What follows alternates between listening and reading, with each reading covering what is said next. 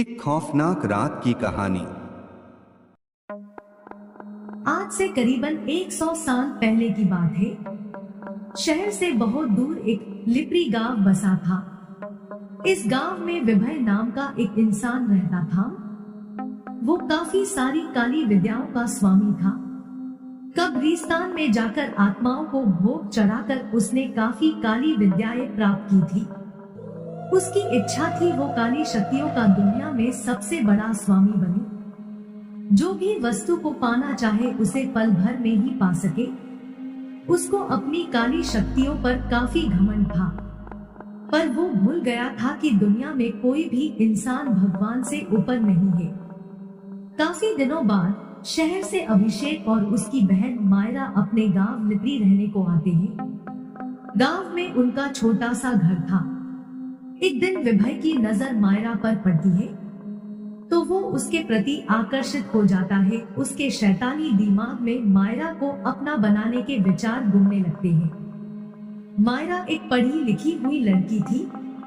अभिषेक और मायरा के माँ बाप सालों पहले इसी गांव में एक दुर्घटना में मारे गए थे। अभिषेक मायरा से थोड़ा बड़ा था, इसलिए वो मायरा को शहर लेकर चला गया था। जिंदगी में उसने काफी मेहनत करके मायरा को पढ़ाया था और मायरा को किसी चीज की कमी महसूस नहीं होने दी थी। मायरा के प्रति उसने भाई का पूरा फर्ज निभाया था। मायरा भी अपने भाई को पूछे बिना कोई महत्वपूर्ण काम नहीं करती थी। रात के 8 बज रहे थे। विभय अपने घर में बैठा था। उसके आंखों के सामने मायरा का मोहक चेहरा दिख रहा था। उसने आज तक गांव में इतनी सुंदर लड़की नहीं देखी थी। वो किसी भी तरह अपनी तड़प मिटाना चाहता था। उसके शैतानी दिमाग में एक विचार आया। उसके चेहरे पर एक डरावनी हंसी दिखने लगी। वो खड़ा हुआ और हाथ में एक थैली लेकर कब्रिस्तान की ओर झट से चलने लगा। गांव से थोड़े दूर ही एक कब्रिस्तान था। थोड़े वक्त के बाद वो कब्रिस्तान में पहुंच जाता है। एक अजीब सी शांति कब्रिस्तान में फैली हुई थी। वो एक जगह पर खड़ा हुआ और कुछ मंत्र पढ़ के उस जगह पर बैठ गया। उसने थैली में से पूजा करने की अलग अलग सामग्री निकालकर उसके पास रख दी। सब तैयारी करके उसने अपनी आंखें बंद की और कुछ मंत्र जोर जोर से पढ़ने लगा। थोड़ी देर बाद उसे गर्म हवाएं लगने लगी। उसने झट से अपनी आंखें खोल दी और जैसे ही सामने देखा तो वो जोर जोर से हंसने लगा। सामने एक जलता हुआ अग्नि कुंड था। उसमें से अग्नि की बड़ी बड़ी ज्वालाएं ऊपर की ओर उठ रही थी। विभय ये सब देखकर बहुत खुश हो गया और अपनी शक्तियों पर उसे नाज होने लगा। उसने एक जोर की आवाज की, मायरा तुम सिर्फ मेरी हो, मैं तुम्हें पाकर ही रहूंगा, चाहे कुछ भी हो जाए। जलते अग्नि कुंड में विभय पूजा की एक एक करके सारी सामग्री डालने लगा और कुछ मंत्र भी पढ़ने लगा। कब्रिस्तान का वातावरण अब धीरे धीरे बदलने लगा। कब्रिस्तान में आबादी उठने लगी और खौफनाक अजीब सी आवाजें सुनाई देने लगी। पर विभय इन सब की परवाह किए बगैर पूजा किए जा रहा था। थोड़े समय बाद एकदम से आंधी और खौफनाक आवाजें आनी बंद हो गई। वातावरण पहले जैसा शांत हो गया। कुछ समय बाद एक जोर का विस्फोट हुआ। विभय ने झट से अपनी आंखें बंद कर दी और सामने 2 हाथ जोड़ के खड़ा हो गया। सामने एक खूबसूरत पर खूंखार औरत खड़ी थी। उसकी लाल लाल आंखें विभय को देख रही थी। उसने धीमी आवाज में कहा, मुझे किस लिए बुलाया है? बताओ किसकी मौत आई है? विभय ने झट से कहा, हे काली शक्तियों की सम्राटनी, मुझे इस गांव की मायरा नाम की लड़की से प्यार हो गया है। मैं उस मायरा को किसी भी तरह पाना चाहता हूँ। मेरी मदद करो। वो काली शक्ति विभय की बात सुनकर जोर जोर से हंसने लगी। फिर उसने कहा, मैं उस लड़की को तेरे हवाले कर दूंगी, पर ध्यान रहे तुम्हारी प्यास बुझने के बाद मैं उसे अपना शिकार बनाऊंगी। विभय सोचता है उसका काम हो जाएगा और उसकी सम्राटनी उस पर प्रसन्न भी हो जाएगी। वो काली शक्ति की बात मान जाता है। काली शक्तियों की स्वामिनी अब कब्रिस्तान से गायब हो गई और विभय आगे की साधना करने में लीन हो गया। रात के 12 बज रहे थे। अभिषेक और उसकी बहन मायरा अपने घर में सो रहे थे। बाहर कुत्तों की भौंकने की आवाज सुनाई दे रही थी। तभी अचानक मायरा के कानों में एक मधुर आवाज सुनाई देती है, मायरा मेरी बच्ची मेरे पास आओ, मैं तुम्हारा इंतजार कर रही हूँ। मायरा एकदम से बिस्तर से खड़ी हो गई। उसने इधर उधर देखा पर कोई नहीं था। अब उसे डर लगने लगा। उसने थोड़े पास सोए हुए भाई को जगाया और बताया कि अभी उसने एक आवाज सुनी थी। कोई औरत उसे अपने पास बुला रही थी। अभिषेक भी सोचने लग गया कि इतनी रात को मायरा को भला कौन बुलाता होगा। वो खड़ा हुआ और घर की पीछे वाली खिड़की से देखने लगा, और जैसे ही उसने खिड़की के बाहर देखा तो डर के मारे कांपने लगा।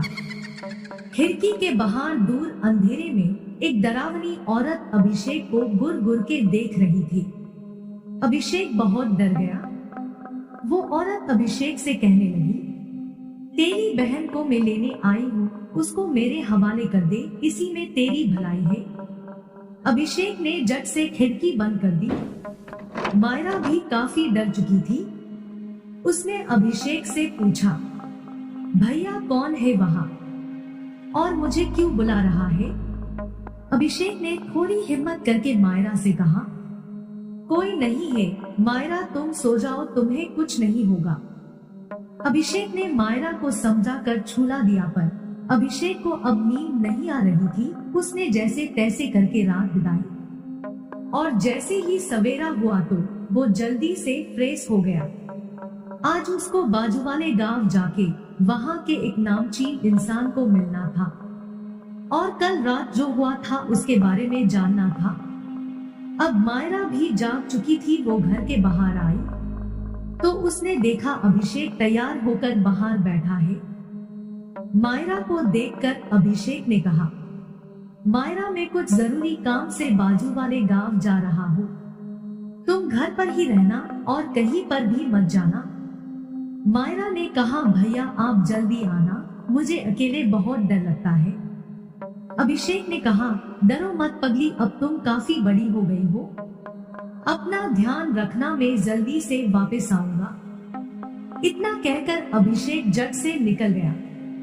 गांव में शहर जैसी कोई आने जाने की सुविधा नहीं थी, इसलिए अभिषेक पैदल ही दूसरे गांव जाने के लिए निकल गया।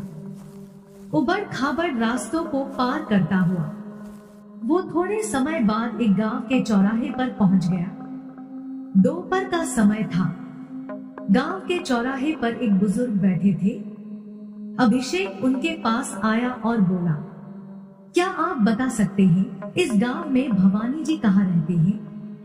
बुजुर्ग आदमी ने कहा, कौन से भवानी जी बेटा?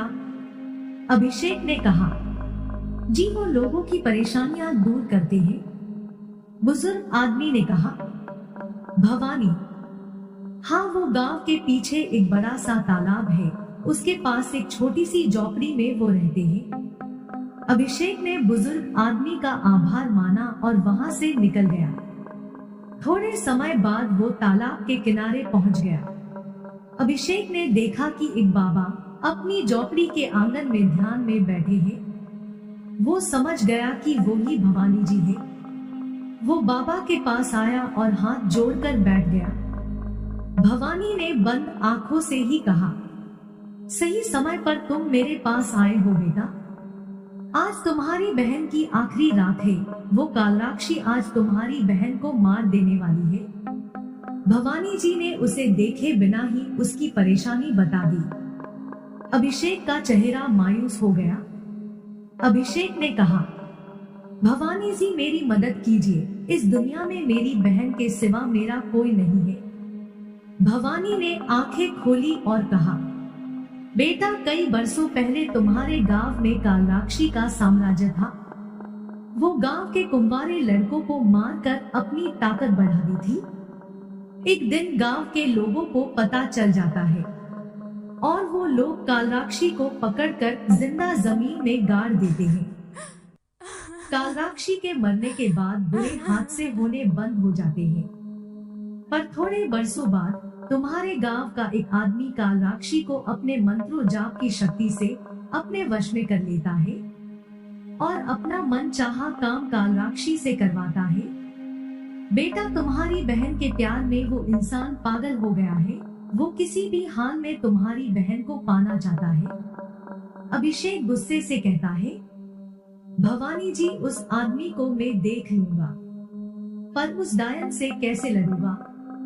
भवानी कहता है, तुम फिक्र मत करो बेटा, मैं तुम्हारे साथ चलता हूँ और उस कालराक्षी को उसकी पापों की सजा दूंगा। अभिषेक भवानी को अपने साथ लेकर वापिस गांव लौटता है। शाम होने वाली थी। मायरा घर में अकेली थी। तभी बाहर से एक औरत की आवाज आती है, कोई है जी, कोई है, जरा बाहर आइए। आवाज सुनकर मायरा जल्दी से घर की बाहर आती है। बाहर एक औरत खड़ी थी। मायरा को देखकर वो औरत कहती है, जी आपके भाई का नाम अभिषेक है। मायरा ने कहा, हाँ, पर क्या हुआ है। तो उस औरत ने कहा, जल्दी चलिए, उनको किसी जानवर ने बहुत चोट पहुंचाई है और वो बार बार आपका नाम बता रहे हैं। मायरा कुछ सोचे बिना उस औरत के साथ चल पड़ती है। वो औरत मायरा को धोखे से कब्रिस्तान में लेकर आ जाती है। मायरा डरती हुई औरत से पूछती है, मेरा भाई किधर है, बताओ, और तुम मुझे यहाँ कब्रिस्तान में लेकर क्यों आई हो। औरत का चेहरा बदलने लगता है। वो ऊंची आवाज में कहती है, पागल लड़की, यहाँ कोई तेरा भाई नहीं है, ये सब एक भ्रम है। वो देख, तेरा कौन इंतजार कर रहा है। मायरा उस ओर देखती है तो डर जाती है। कब्रिस्तान में विभय आंखें बंद करके साधना कर रहा था। वो औरत डरावना हास्य करते हुए वहां से गायब हो जाती है। वातावरण में अजीब सी आवाजें सुनाई देती है। मायरा ये सब देखकर बेहोश होके गिर जाती है। तो उस तरफ अभिषेक और भवानी घर पहुंच जाते हैं। अभिषेक देखता है कि घर का दरवाजा खुला है पर मायरा नहीं दिख रही। वो मायरा को पुकार लगाता है पर उसको कोई जवाब नहीं मिलता। भवानी को कुछ होने की शंका होती है। वो वहीं पर ध्यान लगाकर बैठ जाता है और थोड़ी ही देर में चौंक कर खड़ा होकर कहता है, जिसका डर था वो ही होने वाला है। अभिषेक जल्दी से कहता है, क्या हुआ भवानी जी, आपने क्या देखा। मेरी बहन सही सलामत तो है ना। पर भवानी कोई जवाब नहीं देता और कहता है, जल्दी से गांव के कब्रिस्तान चलो। भवानी और अभिषेक तेजी से कब्रिस्तान की ओर निकल पड़ते हैं। रात हो चुकी थी। कब्रिस्तान में मायरा बेहोश पड़ी थी। अब विभय अपनी आंखें खोलता है तो सामने मायरा को पड़ा हुआ पाता है। वो डरावनी आवाज में कहता है, आखिर मैंने तुम्हें पा ही लिया, आज तुम्हें अपना बनाकर ही रहूंगा। वो एक हाथ में पानी लेकर कुछ मंत्र पढ़कर पानी मायरा पर छिड़कता है तो मायरा को होश आता है। मंत्रों की शक्ति से मायरा विभय की जाल में फंस चुकी थी। वो वहां से भागना चाहती है पर अनजानी रूहें उसको रोक लेती है। वो डर के मारे चिल्लाने लगती है। विभय मायरा को अपनी बाहों में भरना चाहता है। वो मायरा की और करीब आए उससे पहले भवानी और अभिषेक कब्रिस्तान में पहुंच जाते हैं। अभिषेक को देखकर मायरा रोने लगती है और कहती है, भैया मुझे बचा लो, ये आदमी मुझे मार देगा। पर विभय मायरा को कोई नुकसान पहुंचाए उससे पहले अभिषेक मायरा के पास पहुंच जाता है। विभय अभिषेक और भवानी को कब्रिस्तान में देखकर गुस्से हो जाता है और कहता है, आज तुम दोनों को तुम्हारी मौत यहाँ खींच लाई है। यहाँ आके तुम दोनों ने बड़ी भूल की है। इतना कहकर वो अभिषेक पर कुछ मंत्र पढ़कर हमला कर देता है, पर अभिषेक को कुछ हो उससे पहले भवानी बीच में आ जाता है और उस मंत्र की शक्ति को अपने मंत्र से समाप्त कर देता है। विभय इससे काफी चिढ़ जाता है और भवानी पर एक जोर की शक्ति का वार करता है, पर भवानी उससे बच जाता है। अब विभय अपनी डरावनी शक्तियों का भवानी पर जोर जोर से वार करता है, पर भवानी पर उसका कोई असर नहीं होता। अब भवानी कहता है, तूने बहुत बुरी शक्तियों का इस्तेमाल कर दिया, अब बच मेरे हमले से। इतना कहकर भवानी एक जोर की शक्ति का विभय पर वार करता है। थोड़े ही क्षण में विभय की दर्द की चीख कब्रिस्तान में गूंजने लगती है और उसकी मौत हो जाती है। कब्रिस्तान में सन्नाटा सा जाता है। अभिषेक और मायरा भवानी की शक्ति देखकर काफी प्रभावित हो जाते हैं, पर भवानी जानता था कि अभी मुसीबत टली नहीं है। विभय की मौत के बाद कब्रिस्तान में जोर जोर की हवाएं चलने लगती है। अभिषेक और मायरा एक पेड़ को जोर से पकड़कर खड़े हो जाते हैं। आंधी और तूफान भवानी को कोई नुकसान पहुंचाए उससे पहले भवानी अपनी शक्ति से एक सुरक्षा कवच बना लेता है। थोड़ी देर में एक प्रचंड विस्फोट के साथ कब्रिस्तान में कालराक्षी प्रकट होती है। उसका खौफनाक चेहरा देखकर अभिषेक और मायरा डर जाते हैं। जमीन पर विभय की लाश पड़ी थी। कालराक्षी को पता चल गया कि इस भवानी ने उसके साधक को बुरी तरह मार दिया है। कालराक्षी के चेहरे पर तेज गुस्सा दिखने लगा। उसने कहा, भवानी, तूने विभय को मारकर बहुत बड़ी भूल की है। अब तुम लोगों को मुझसे कोई नहीं बचा सकता। भवानी कुछ समझे उससे पहले ही कालराक्षी अभिषेक और मायरा पर एक काली शक्ति का वार करती है। मायरा और अभिषेक को जोर का आंधी का धक्का लगता है और दोनों दूर जाके एक चट्टान से टकरा जाने से बेहोश हो जाते हैं। कब्रिस्तान में अनजानी रूहें भवानी को जोर से पकड़ लेती है, पर भवानी अपनी शक्तियों का प्रयोग करके उन रूही आत्माओं को मार देता है। कालराक्षी अब हवाओं में उड़ने लगती है और भवानी पर जोर जोर से वार करने लगती है। भवानी भी अपनी पूरी शक्तियों से कालराक्षी के हमलों का जवाब दिए जा रहा था, पर कालराक्षी का हमला इतना तेज था कि भवानी को भी 2 कदम पीछे हटना पड़ता था। कालराक्षी चिल्ला रही थी, मुझे कोई साधारण इंसान नहीं मार सकता। भवानी, आज तुम्हारी मौत मेरे हाथों तय है। काफी समय तक कालराक्षी और भवानी के बीच अंधेरी रातों में खौफनाक लड़ाई चलती है। भवानी के शरीर में अब थकान महसूस होने लगती है। कालराक्षी के हमलों से भवानी घायल होने लगता है, पर वो हिम्मत नहीं हारता और उसके साथ लड़ा जा रहा था। अब कालराक्षी ने अपना हमला तेज कर दिया। वो तीव्र वार भवानी पर करने लगी। भवानी अपने आप को संभाल नहीं पाया और नीचे गिर पड़ा।